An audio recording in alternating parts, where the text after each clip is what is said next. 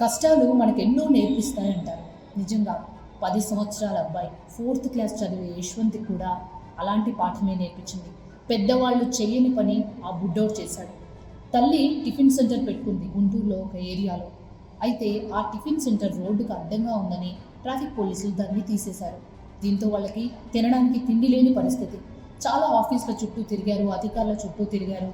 మేము బండి పెట్టుకుంటేనే మేము బ్రతికేది అంటూ మొరపెట్టుకున్నారు. అయినా కూడా ఫలితం శూన్యం. దీంతో ఆ తల్లి ఆ బిడ్డని గట్టిగా గుండెకి హత్తుకొని, నాన్న మన జీవనాధారం మనం కోల్పోయాం, మనం బ్రతకడమే కష్టంగా మారింది అంటూ బోర్న విలపించింది. దీంతో ఆ పసి హృదయం కదిలింది. నేరుగా కలెక్టర్ ఆఫీస్కి ఒక్కడే వెళ్ళాడు. అది కూడా లెటర్ రాసి, మా జీవనాధారాన్ని దూరం చేశారు, మాకు న్యాయం కావాలి అని కలెక్టర్కి సమర్పించారు. సో అందరూ కూడా ఆ బుడ్డోని చూసి ఆశ్చర్యపోతున్నారు. నిజంగా కష్టం అంటే ఏమిటో మనం పడే బాధల్ని బట్టే మనం చేసే పనులు ఉంటాయి.